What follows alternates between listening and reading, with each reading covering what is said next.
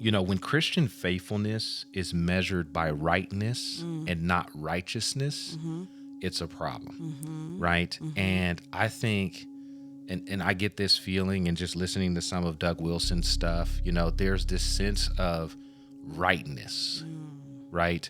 That overshadows righteousness. Like the important part is being theologically correct and right. This idea of rightness that almost chokes out righteousness in terms of it takes no consideration for people or the situation itself, or you know what I mean? Like there's no compassion, there's no love behind it. There, you know what I mean? It's just about being right.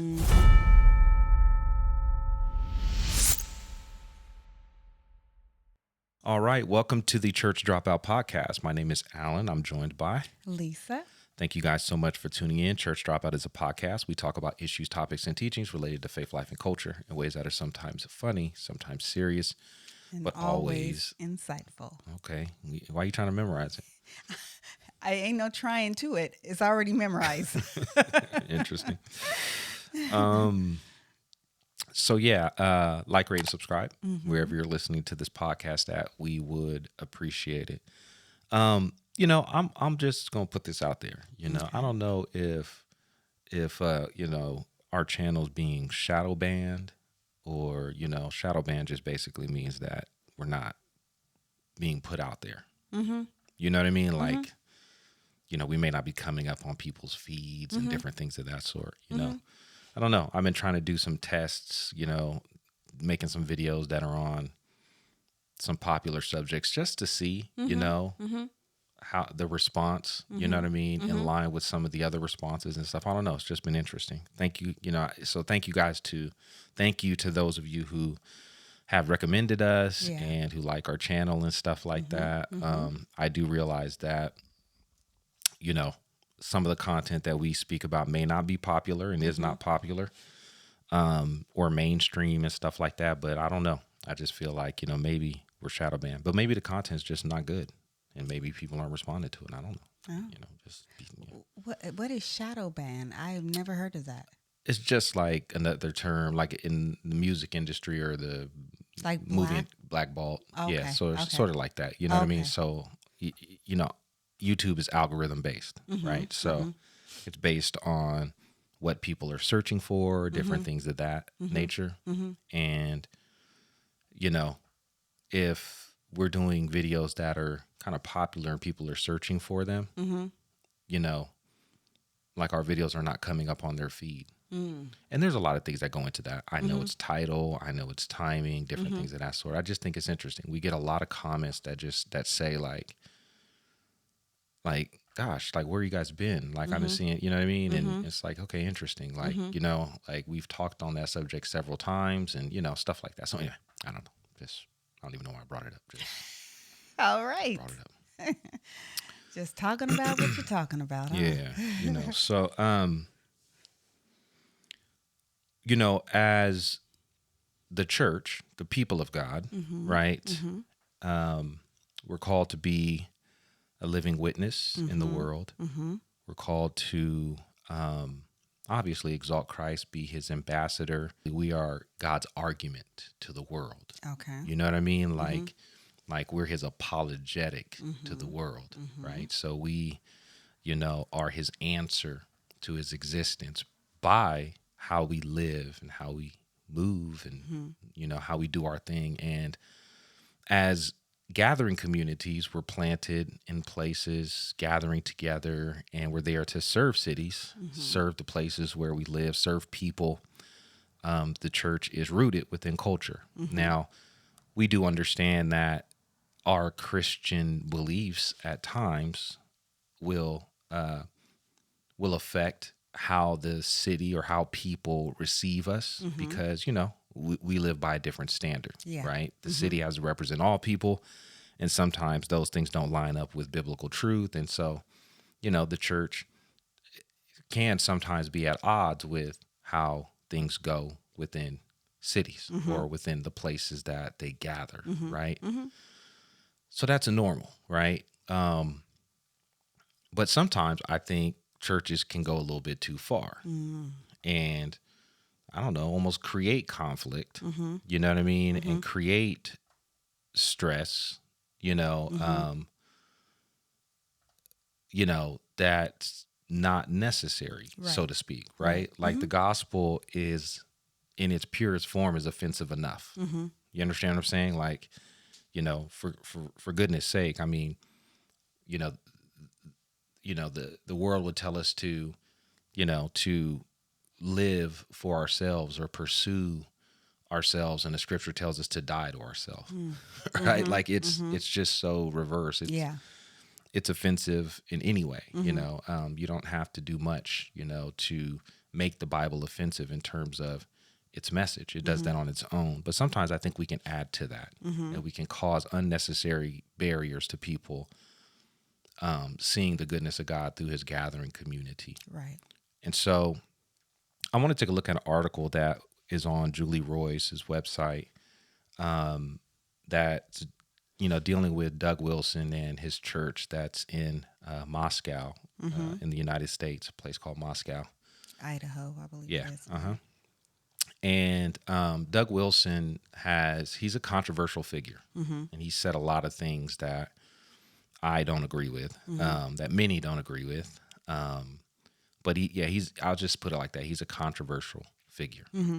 And they're planning in this city, and he's made comments about how their church is meant to interact with the city to the point where they're just like, man, we want the whole city to be, Christian. And I understand that, right? But the way they've gone about that has been a little bit different, right? In terms of, it's almost been more militant in terms of like the attitude, you know what I mean? And some of the things that he has said, some of the things that he has done, how their church has responded in the community has caused tension. Yeah. And has caused people to question the motives and question the integrity of that particular ministry in that church. And so they did a town hall, and invited the city. And they did it at one of the schools, and I guess in hopes in repairing some of the damaged relationships that they've had in the community. You know what I mean? And I just thought it was interesting, just reading through this article and seeing like, where's that line? Where's that line between being rooted in the culture, in the community, in a way that expresses, we look at Jeremiah, and the children of Israel were called to, plant themselves and seek the welfare of the city and to be rooted in the city, right? Live in the city, like, become a citizen, Right. person that's, doing good in the city. But at the same time, everything that we do doesn't fit within the context or the ethos of the city, right? So what's too far? Like, you know what I mean? Like, how do we judge this balance? I think this is an example of maybe going too far, you know what I mean? And when, the witness is overran by, desire, ambition, or lack of wisdom. You know what I mean? And so anyway, I just want to read the article. Okay. And then just say a couple things at the end, and then we'll go from there. All right. Sound good? All right, Sounds hold on. good. Let me cue it up. All right. All right, so we queued up, and Lisa, you can go ahead and start reading. All right. Far-right pastor Doug Wilson meets with local critics in Idaho. In a rare public forum, controversial pastor Doug Wilson took center stage Thursday night at an auditorium on the University of Idaho campus to field digital questions from the local community, accompanied by two leaders from his Christchurch ministry. "We are part of this town, and we would like to get along as much as possible," said Wilson, explaining the purpose of the town hall. Yeah, that's interesting. Yeah. You know what I mean? Like, that even has to be said. To say that, yes. That tells you like how far the relationship has been broken. You know what I mean? Yeah. Yeah. Since its founding, Christchurch has frequently clashed with the wider Moscow community. One recent point of contention was the church's vocal opposition and active resistance to federal and local COVID-19 restrictions aimed at curbing the pandemic's spread. Wilson urged followers to resist openly these measures, referring to it as a cold civil war. Yeah, so I guess they did some very active, some active resistance, I guess you could say, towards the whole COVID-19 thing. And again, I definitely understand, if they have a biblical conviction towards that and stuff like that, right? And again, sometimes there's going to be tension, Right. if we believe something wholeheartedly. But yeah, obviously that was a big point of contention of how they did it, to resist openly, basically make it known. Yeah. You know what I mean? All right. In September 2020, the organized 2 anti-mask protests at Moscow City Hall, leading to citations, arrests, and a subsequent legal battle where a judge ruled the city wrongfully arrested protesters since religious and protest activities were exempt from mask mandates. The church was founded in the 1990s, and experts studying the church estimate the size of the congregation and its offshoot churches at about 2,000 or 10% of the city's total population, according to The Guardian. With the secular worldview, but added, it is not the case that we have to disagree about absolutely everything. So I have a very modest goal, which is to remove misunderstandings and unnecessary disagreements that simply create unnecessary friction in our town. Yeah, I just think it's interesting that you got to go to this length, to tell the city that you're for it. It just seems like a really interesting conversation to be having. Like, yeah, obviously some of the things that we do are a little bit different, very much so, than what the city would. But the things that are needlessly, you know what I mean? Like, we disagree over needlessly, we can move those things to the side. Right. But it sounds like the relationship is just horrible and damaged. And for the church to have a town hall meeting to talk about its relationship with the city that it's rooted in is crazy. Yeah. Yeah.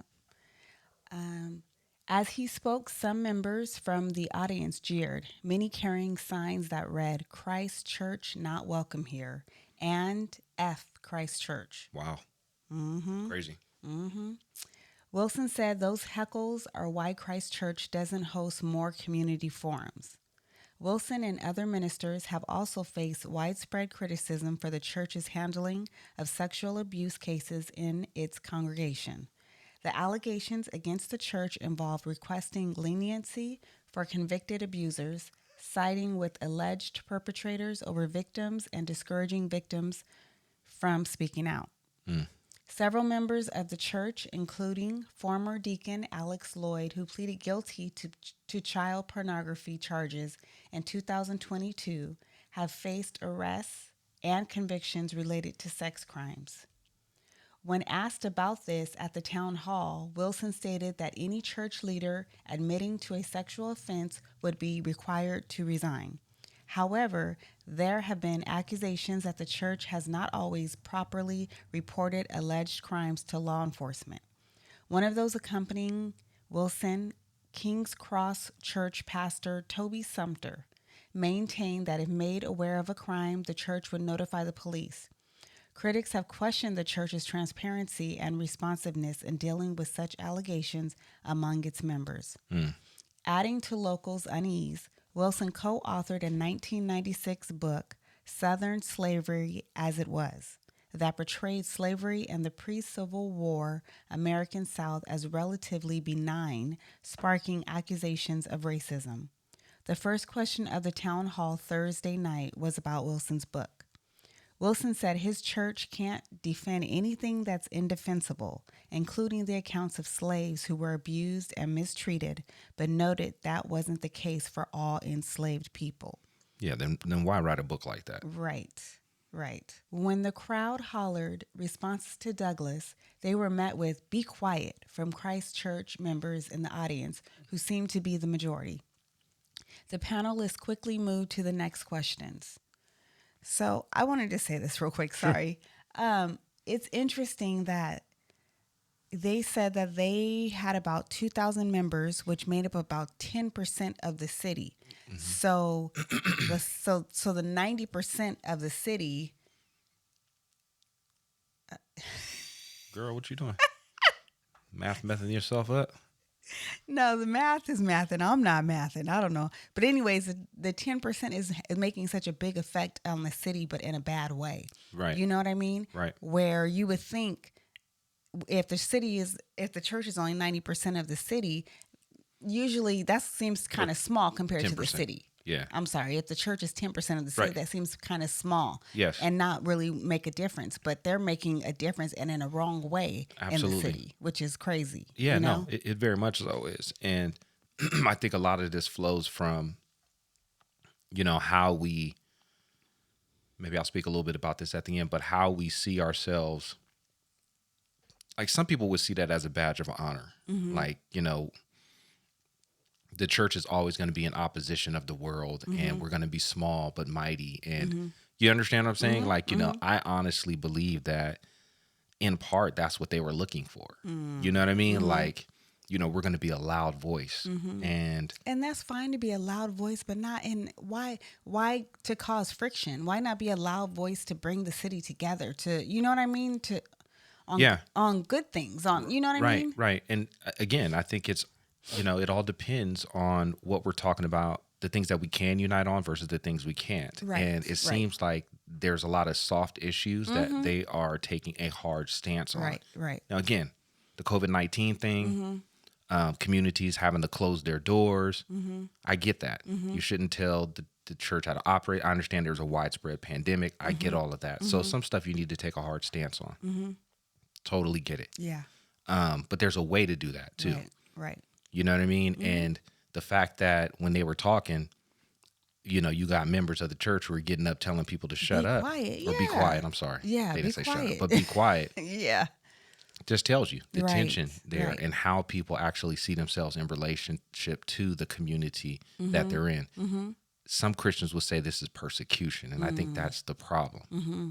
Like they would say they're being persecuted. No, mm-mm. You're not being persecuted. If you're mm-hmm. creating the offense. Right. Yeah. You're not being persecuted for Christ's name's sake. You're being persecuted for your own name's sake. Right. At that point. Mm-hmm. So, yeah, go ahead. In addressing the misconceptions the community has about Christ Church, Wilson said his congregation doesn't want to conduct a hostile takeover of Moscow, making a reference to The Handmaid's Tale. Yeah. Have you seen that show? I've seen a little bit of it. I know that was your show. Yeah. But yeah, I mean, think about that. Like, why is the city feeling like they want to take over? Right. Mm-hmm. Right? Mm-hmm. And again, like, if the church is trying to take over a city, it obviously would be doing it for the welfare of the city. Mm-hmm. Right. Which would create a flourishing environment mm-hmm. that's established on peace mm-hmm. and love. Yes. And prosperity of all folks. Right. Mm-hmm. Why would they be opposed to that? Right. They see something in that religious establishment mm-hmm. Mm-hmm. that says that this is a forced religion. Mm-hmm. It's not faith. You are looking to take over and become a dictator. Mm-hmm. I don't know. This is nuts. But Wilson reasserted several of his controversial viewpoints that have sparked tensions with the broader progressive voices in Moscow in the past. He reiterated his belief, based on biblical teachings, that women should be prohibited from certain leadership roles within the church. He also expressed skepticism about climate change, questioning whether it is a real phenomenon, if it is caused by human activities, and if it can be reversed, while adding that he does not necessarily view climate change as inherently negative. Yeah, inherently negative. Mm-hmm. But okay, so again, those are all soft issues, issues that can be argued mm-hmm. for and against. It's not what you believe, it's how you believe it. Yeah. So, yeah, he believes these things, but it's how they're actually living these things out that's causing the problem. Right. And giving these people a perspective of the faith that is not welcoming at all, which is just, a shame. Furthermore, Wilson reaffirmed his long-standing opposition to same-sex marriage and his stance against abortion, including in cases where the pregnancy results from rape and incest. Wilson, who has said he wants Moscow to become a Christian town, explained at the forum that he stands by that, but wants it to happen by means of persuasion and evangelism, and by us being good neighbors and serving our neighbors and cultivating good relationships. That's what I want. But what I don't want is any kind of coercive top-down takeover. Again, this is crazy. The people see it this way. And why did they see it this way? Right. And listen, I just don't understand this idea of we're trying to make this a Christian town. Like, why does the town need to be Christian? Right. You understand what I'm saying? Like, again, cities, nations, countries are not Christian. People are. Yes.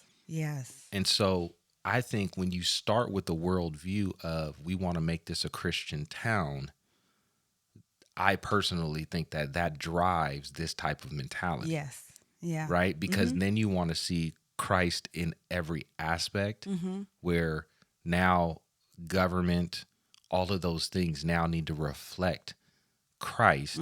And so they're fighting for these things in a very aggressive way, in opposed to, saying, listen, the government is we need people who work effectively within the government structure to bring about good, versus we want to Christianize the government. We want to Christianize the town. Right. We want to Christianize. You understand what I'm saying? Right. Like, it's just a totally different mindset. In my opinion, that drives this. We see this with Christian nationalism. It's kind of the same idea. The panelists emphasized the church is evangelizing the town through Christian education, family, and business. We also have a number of entrepreneurial business people in the church that are trying to provide goods and services for the community, Sumter said, noting Christ Church members own numerous coffee shops and restaurants throughout Moscow. More than 100 people attended the forum, which was organized by the student group Collegiate Reformed Fellowship. University of Idaho student Henry Trujillo said he was disappointed more students didn't attend the forum, noting it felt like mostly Christ Church members in attendance. Surprise. Yeah. It felt like it was set up by them and that the questions weren't from college students, he said. Student Josie Gregg agreed, adding that Wilson seemed to be defending the accusations against his church, which seemed unchristian. They left the forum early, both agreeing the town hall didn't accomplish its mission to bridge any divides in town. Yeah. So basically, it was pointless. Uh-oh. Because it sounds like the meeting was, whole meeting was to bring the town and the church together and be, and this is our mission. We want you guys to know our mission, but at the same time, we want you guys to be a part of it. We want to work together.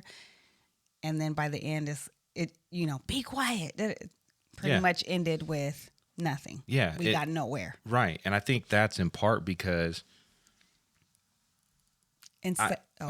Go ahead. Sorry. Go ahead. It's fine. Instead of listening, I feel like he was defending, which is what the student was saying. Absolutely. Yeah. Which speaks into what I was going to say about, like, I don't think they addressed this humbly. And again, this is only a partial report. I don't know what all was said, but it would have probably been helpful to lead with some repentance and just, hey, listen, we messed up, and take ownership for the areas that you guys and the issues that you guys have caused, and lead with repentance and demonstrate what it looks like, again, to be a peacemaker. Yeah. You know what I mean? But again, if your vision is to take over the city and to take over the church, then you're probably not going to see it that way. Yeah. You know what I mean? Like, you said, this was for them to defend themselves and maybe even to give the appearance that we want peace and we want those things. I'm not saying like it was disingenuous. I'm just saying that, knowing that people weren't going to show up or want to be a part of that. You know what I mean? Like, maybe there wasn't a whole lot of good faith there. Yeah. But if they're going to repair that relationship, it's going to be done by their actions, not by a town hall meeting, right? Right. But it's just a shame, right, that a church that's supposed to be rooted and planted in the city to make the city better is actually causing strife to the point where people are being affected by how the church is living out its faith. And we've said this before, there's a big difference between, being right and doing right. You know what I mean? Yeah. Like you can be right and wrong at the same time. You understand what I'm saying? It doesn't matter just what you believe. It matters how you hold, those beliefs. You know what I mean? So a couple things. One, and we've seen this happen with another situation. We never really put it out because it just got too long, but too far, at least in my opinion. But when it starts to become more about you than it actually does about, like, when people are talking more about what you're doing versus Jesus, then you're doing too much. Yes, there you go. You understand what I'm saying? Like, the controversy is about the church. They're overshadowing the mission that they say that they're supporting. Yeah. The people are not seeing Jesus. Right.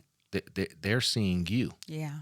And so your approach is an offense to the gospel itself. And so I think that's a healthy question. When we're getting critique and feedback from the world, are we overshadowing the mission that we're actually supposed to be furthering? Right. Are we causing, offense to Christ's name because of what we're doing? Because right now, they don't care about whether or not you want to be a healthy part of that community. They don't care. Right. They rather have you not there. You understand what I'm saying? And again, it doesn't seem like the things that they're that they've made enemies over were things that were essential items. These were things that are held closely, but they're debatable. And so it seems like they just took a hard stance. And, this whole idea of Christianizing a town has really stirred up, some issues. The second thing is, when Christian faithfulness is measured by rightness and not righteousness, it's a problem, right? And I think, and I get this feeling, and just listening to some of Doug Wilson's stuff, there's this sense of rightness, right? That overshadows righteousness. Like the important part is being theologically correct and right. This is what he was trying to argue in his book about slavery and different things of that sort, was this idea of rightness that almost chokes out righteousness in terms of it takes no consideration for people or the situation itself, or, you know what I mean? Like, there's no compassion, there's no love behind it. There, you know what I mean? It's just about being right. You know what I mean? And again, the things that they could have been arguing over for this city were right. Yeah. You know what I mean? They could have been absolutely right. Yeah. But if it was void of righteousness, of love, if it was void of, humility and willingness to walk with people to accomplish it, then it doesn't matter how right you are. Right. And again, this is what Christians are doing today. What we're doing is we're hollering about what's right and wrong. Oh, don't live that way. Yeah. Oh, that lifestyle is wrong. Oh, this is, and okay, we're arguing right, but we're doing it without righteousness. We're doing it without righteous intent, right? And people don't care what we say. Yeah. Right? Because we're only saying it for truth's sake. But they care when we enter and engage the conversation, right? And treat people like people and not treat people like arguments. Yeah. You understand what I'm saying? Yeah. Like, and so That's a good book title. I'm sorry. yeah, I don't know if I could ever write one. Can't sit down long enough to do it, you know.